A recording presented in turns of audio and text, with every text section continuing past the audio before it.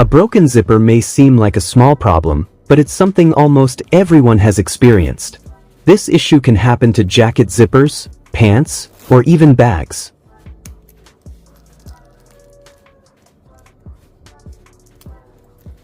The zipper I'm using in this example is made of plastic, not metal. Over time and with regular use, a zipper can become loose or stop closing properly. That's completely normal. If you're dealing with the same problem, don't worry. In this video, I'll show you a simple way to fix it using materials that are easy to find at home.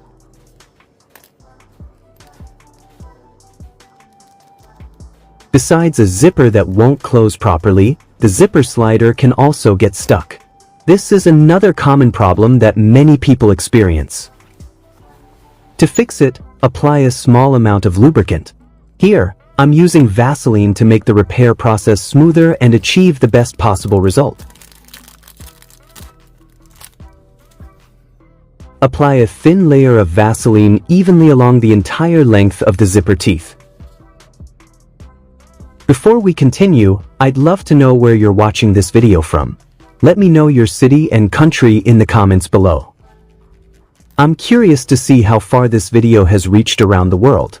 And who knows, you might run into this zipper problem someday. If that happens, you'll already have this simple repair tip ready to use at no cost.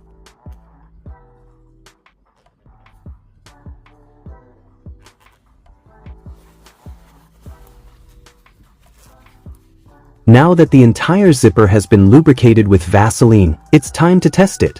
Slowly slide the zipper pull back and forth to see if it moves more smoothly. As you can see, the zipper now glides effortlessly without getting stuck.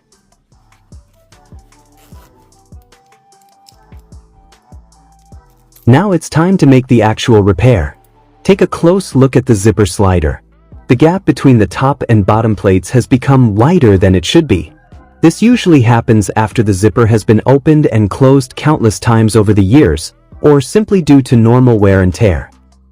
To fix it, gently squeeze the zipper slider to bring the top and bottom plates closer together. If applying pressure by hand isn't enough, you can use a pair of pliers to help restore the proper tightness. Do this slowly and carefully to avoid cracking or damaging the zipper slider.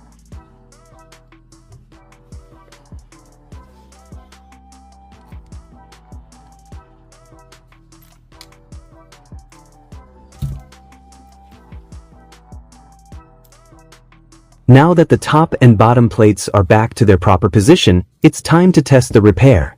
Slide the zipper back and forth a few times to make sure it moves smoothly and closes properly again.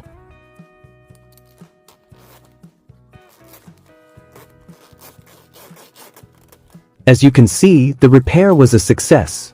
The zipper is now working properly again, closing securely and sliding much more smoothly than before.